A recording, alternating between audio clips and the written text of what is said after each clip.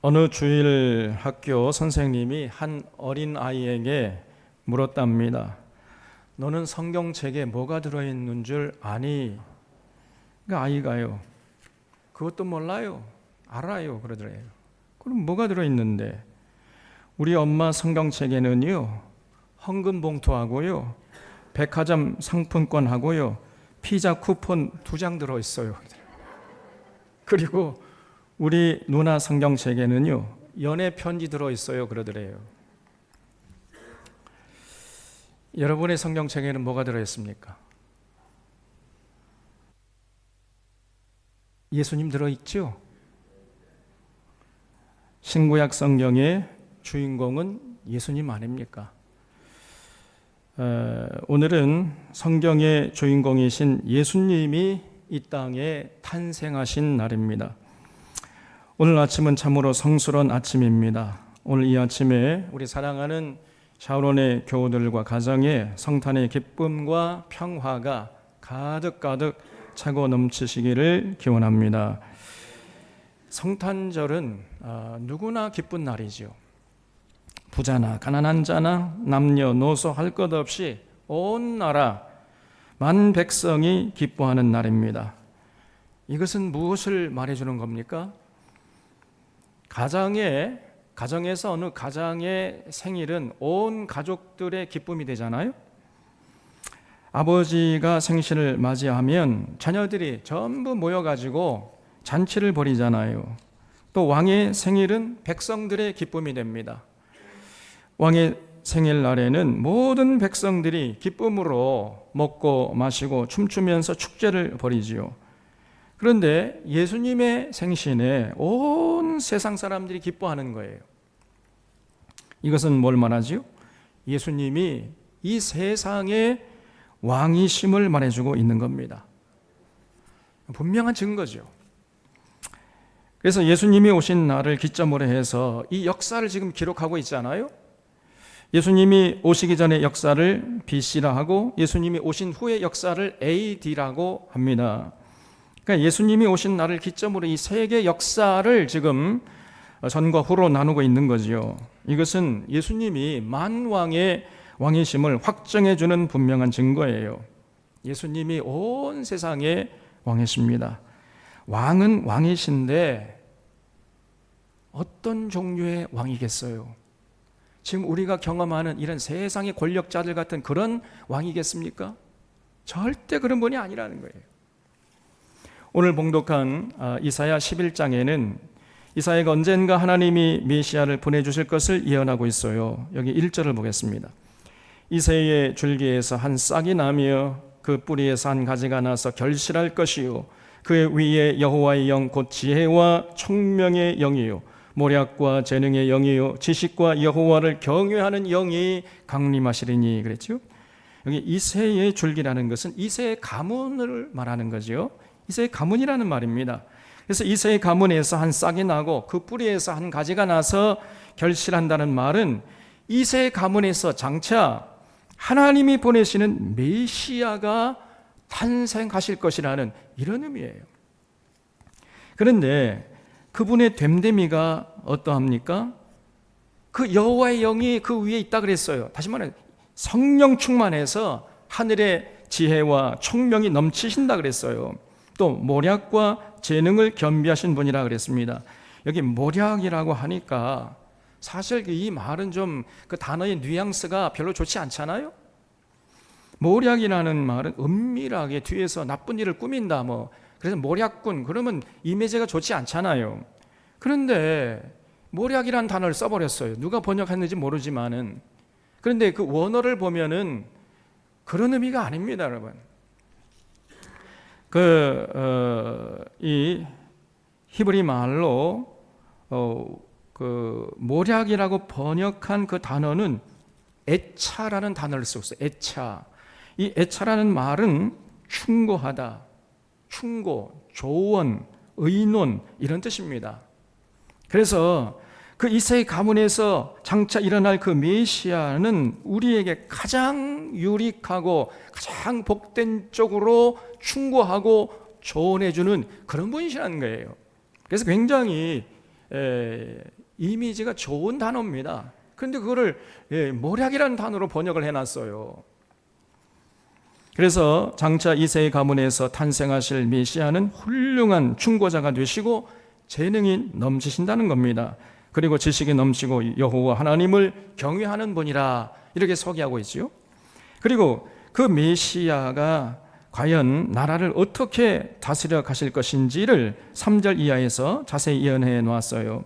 그가 여호와를 경외함으로 즐거움을 삼을 것이며 그의 눈에 보이는 대로 심판치 아니하며 그의 귀에 들리는 대로 판단치 아니하며 공의로 가난한 자를 심판하며. 여러분, 이 말 읽으면 눈이 번쩍 뜨이잖아요. 세상 권력자들은 공의가 없잖아요. 입만 열면 공의를 외치지만은 전혀 공의롭지 못하지 않습니까? 그런데 장차 이새의 가문에서 일어날 메시아는 공의로 심판하신다는 거예요. 공의로 가난한 자를 심판하며 정직으로 세상에 겸손한 자를 판단할 것이며 그 입에 막대기로 세상을 치며 그 입술에 기운으로 악인을 죽일 것이며 공의로 그의 허리띠를 삼으며 성실로 그의 몸에 띠를 삼으리라 그랬습니다. 당시 유대 나라들의 그 나라의 왕들은요, 한결같이 그 눈에 보이는 대로 심판했습니다.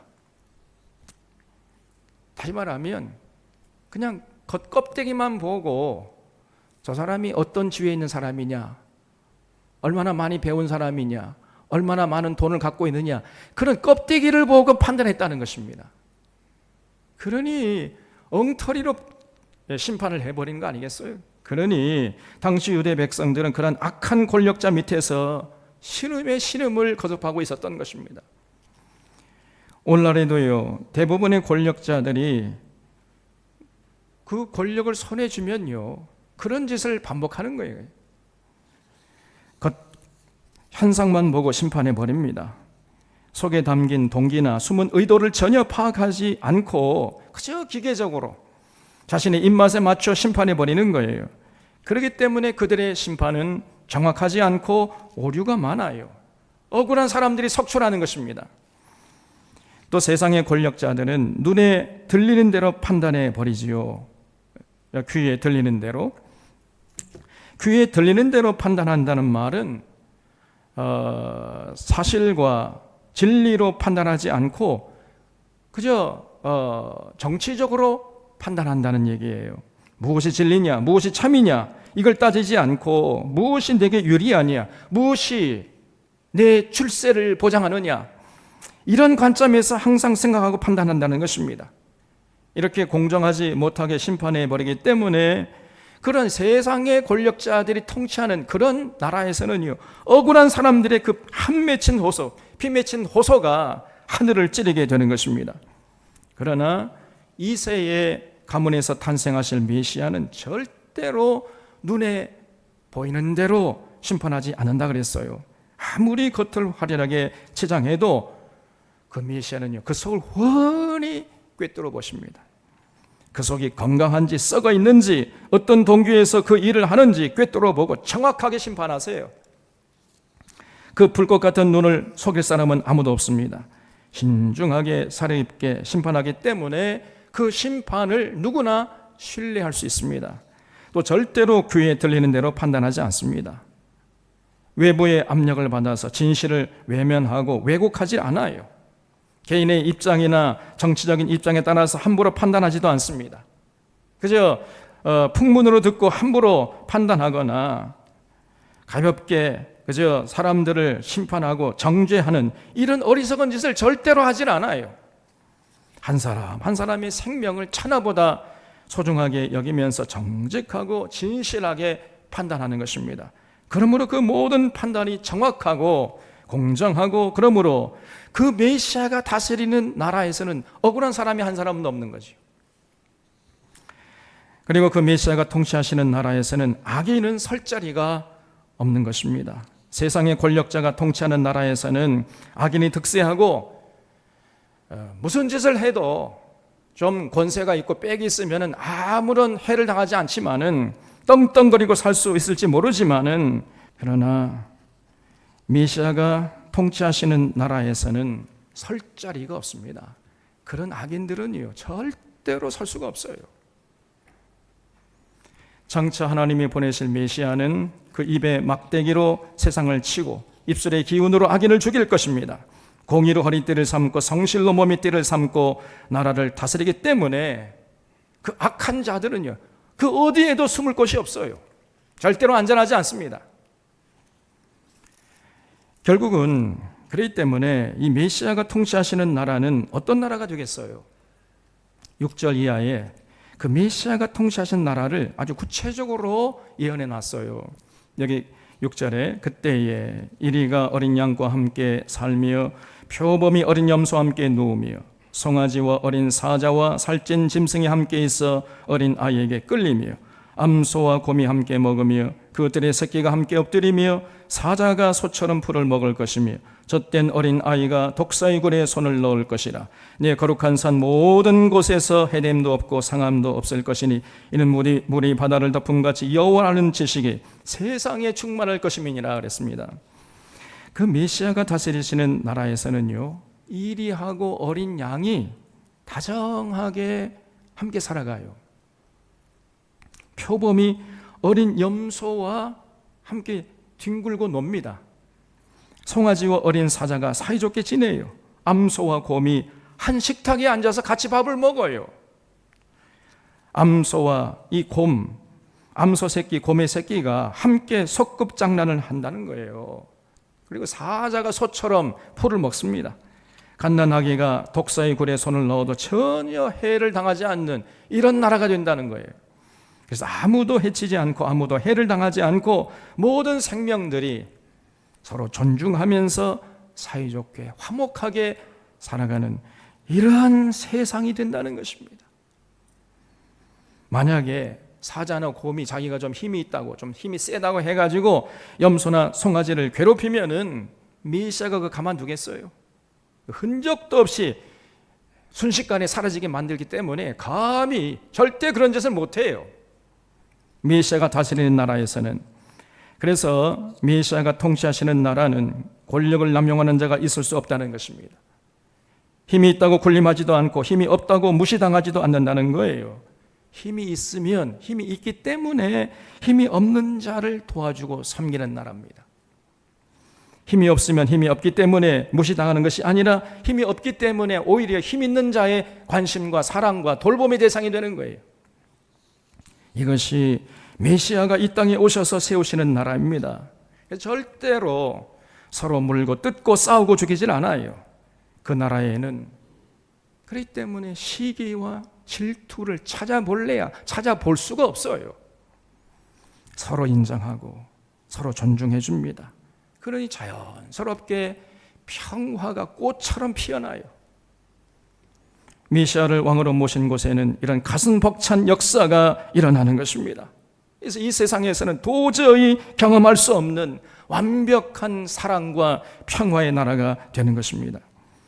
이런 이사야의 예언이 그로부터 600년 후에 예수님을 통해서 그대로 현실이 된 거예요. 그래서 예수님을 우리가 그 이사야가 예언한 메시아가 되신다 이렇게 믿고 그 예수님을 찬양하는 것입니다. 여러분, 예수님을 메시아로 왕으로 모시는 나라에서는요, 반드시 이런 이사야의 예언이 그대로 현실이 돼요. 예수님은 이사야 선지자가 예언한 대로 성령 충만하셔서 넘치는 지혜와 총명으로 하늘의 진리를 남김없이 전해주셨습니다. 정직으로 세상에 불의한 권력자들에게 고통받는 백성들을 위로했어요. 공의와 성실로 권력을 남용하고 백성들 위에 군림하는 자들을 심판하셨습니다. 공생애 동안 변함없이 가난한 자들을 부욕해 하고 병든 자들을 치료해주고 따스하게 품어주고 눌린 자들을 자유케 하셨습니다. 말씀 한마디로 광평을 잠잠케 하시고 죽은 자도 살리시는 그 능력을 가지고 결코 눈에 보이는 대로 심판하지 않고 귀에 들리는 대로 판단하지 않았어요. 그래서 이사야 선지자가 예언한 대로 예수님은 언제나 공의로 허리띠를 삼고 성실로 띠를 삼고 그렇게 심판하고 다스렸던 것입니다. 그래서 예수님은 힘 있다고 의시되고 높은 자리에 앉았다고 세도 부리는 이 율법학자들, 바리새인들, 서기관들, 또 로마의 앞제비들, 이런 사람 보기만 하면요, 이 독사의 새끼들아, 너희가 어떻게 지옥의 판결을 피하겠느냐, 이러면서 그냥 얼굴에 분노가 가득했어요. 자신들은 손 하나 까딱하지 않으면서 교인들에게 교리로 옴짝달싹 못하게 하는 유대교 지도자들이 씌운 멍에를 예수님은 과감하게 벗어 던지고 그들의 핍박을 온몸으로 견뎌냈어요. 생사여탈권을 쥐고 있던 빌라도나 헤롯 같은 이 권력자들 앞에서도요, 그런 자들 전혀 두려워하지 않고 그들을요, 사람 취급하지 않았습니다. 저것들은 살았으나 죽은 자들이다, 사람 취급하지 않았어요. 그 대신에 예수님은 갈릴리 호수의 어부로 잔뼈가 굵은 사람들을 제자로 삼고 베다니에 그 가난한 사람들, 병든 사람들, 아무도 주목하지 않는, 아무도 가까이 하지 않으려고 하는 이런 사람들의 친구로 그들 다정스럽게 사람 대접하면서 우정을 나누면서 평생을 사셨습니다, 여러분. 그래서 예수님의 삶을 보면은 예수님이 가시는 길 앞에는 이사야가 예언한 대로 공의가 꽃처럼 피어나고 정의가 강물처럼 넘실거렸던 것입니다. 그러나 이런 예수님을 당시 유대교와 로마의 기득권층들이 증오했어요. 이빨을 부두둑 갈아대면서 결국은 예수님을 잡아서 십자가에 못 박았습니다. 그러나 예수님은 십자가에 못 박히면서도 주여 저들의 죄를 용서하여 주시옵소서, 자기들이 하는 짓을 알지 못함이니이다, 이렇게 기도하셨어요. 그리고 제자들에게 내가 너희를 사랑한 것처럼 너희도 서로 사랑해라, 너희가 서로 사랑할 때 비로소 모든 사람들이 너희가 내 제자인 줄, 너희가 나를 믿는 사람들인 줄 알게 될 것이다, 이렇게 가르쳐 주셨어요. 그래서 끝까지 사랑의 모습을 잃지 않으셨습니다. 이런 예수님의 삶을 한마디로 요약하면은 사랑과 평화의 삶이었다. 그래서 예수님은 사랑과 평화의 왕이심을 우리가 알 수 있습니다. 사랑과 평화의 왕이 탄생하신 아침이 바로 오늘 아침인 것입니다. 그렇기 때문에 이 오늘 아침이 얼마나 성스러운 아침인지 알 수가 없어요. 그리고 이 아침이 얼마나 참 기쁜 날인지 알 수가 없습니다. 이런 사랑과 평화의 왕의 탄생을 기뻐하는 자들이 모인 공동체를 우리가 교회라고 하는 게 교회. 그러므로 교회는 반드시 사랑과 평화의 왕으로 오신 예수님의 통치를 받아가면서 사랑과 평화의 나라를 맛보고 누리고 또 그 나라를 더욱 굳건하게 세워나가야 할 사명이 있다는 것을 잊지 마셔야 돼요. 여기에 교회의 존재 가치가 있는 것입니다. 교회는 주님이 다스리시는 사랑과 평화의 나라를 세워나가는 하나님의 거룩한 도구라는 사실을 우리 사랑하는 서론의 교우들은 결코 잊지 않으시기를 바랍니다. 교회에서 먼저 이런 사랑과 평화의 나라를 맛보고 누려야 돼요. 우리가 사랑과 평화의 나라를 맛보고 그런 나라를 세워가려면은 먼저 사랑이 무엇이고 평화가 무엇인지 잘 알아야 됩니다. 그리고 이런 사랑과 평화를 먼저 우리가 맛보고 누려야 돼요. 여러분, 사랑이 뭡니까? 사랑은 계산이 아니고 흥정이 아니잖아요. 계산하고 따지는 것은 사랑이 아니고 그는 거래지요, 거래. 사랑은 자신을 비워서 대상을 채워가는 것입니다. 이렇게 자신을 비워서 대상을 채우면 채울수록 나는 가난해지는 것이 아니라 더 부유해지는 거예요. 더 기쁨으로 충만해지는 것. 이렇게 만들어주는 것이 진짜 사랑이에요. 나는 고통스럽기만 하면서 대상을 행복하게 하는 것, 이거는 사랑이 아니에요. 그는 짝퉁 사랑입니다. 절반의 사랑이에요. 온전한 사랑은 그게 아닙니다.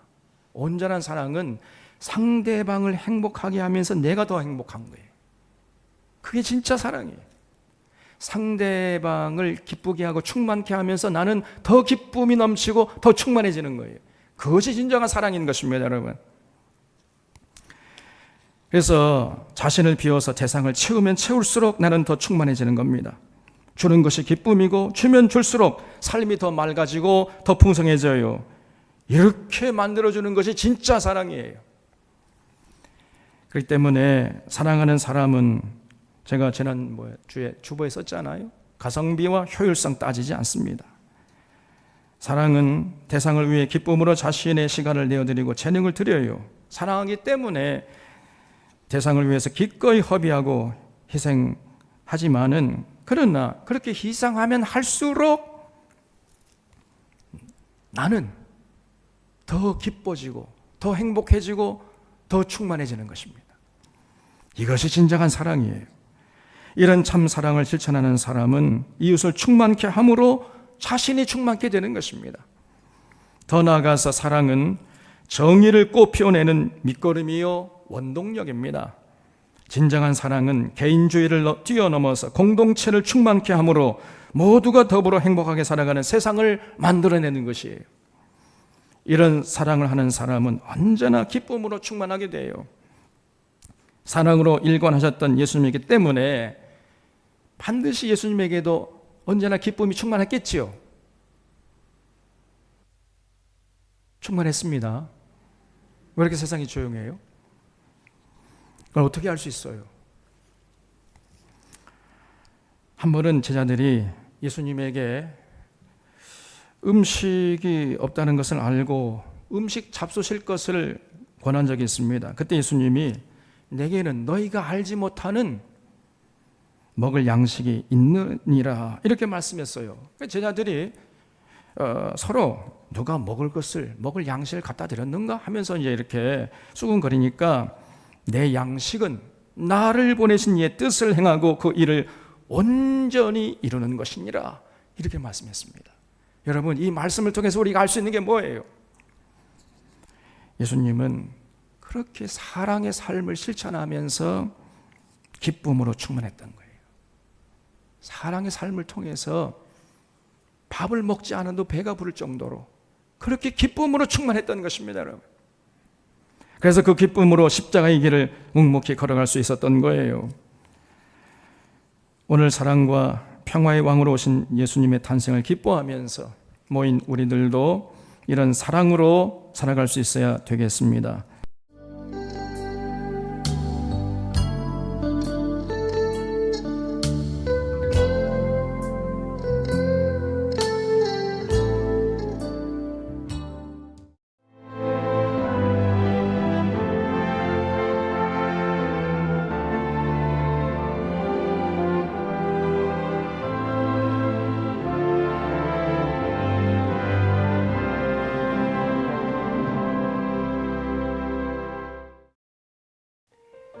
CBS를 사랑해 주시는 전남 지역 청취자 여러분, 안녕하십니까? CBS 재단 이사장 꿈의 교회 김학중 목사입니다. 여러분의 사랑과 관심 덕분에 전남 CBS가 순천시 장천동에 새로운 사옥을 마련하게 됐습니다. 이 방송국 사옥이라는 것은 단순히 건물을 짓는 의미에 지나지 않습니다. 전남 지역 복음 전파와 특별히 다음 세대를 위한 미래 비전을 세우는 일입니다. 코로나19로 모든 활동이 중단되고 또 관계가 단절되는 상황이지만 우리 CBS 방송만큼은 우리의 발길이 닿지 않는 곳까지 구석구석 하나님의 말씀을 전하는 위대한 힘을 지니고 있습니다. 이 방송이 믿음의 반석 위에 굳건히 세워질 수 있도록 여러분들께서 벽돌 한 장 한 장씩 쌓아가는 마음으로 전남 CBS를 위해 후원해 주시고 기도해 주시기를 간곡히 부탁드립니다. 여러분의 이 작은 행함이 CBS를 통해서 교회 공동체를 회복하고 누군가의 믿음을 소생시켜 줄 굳게 믿습니다. 여러분 한 분 한 분을 축복합니다.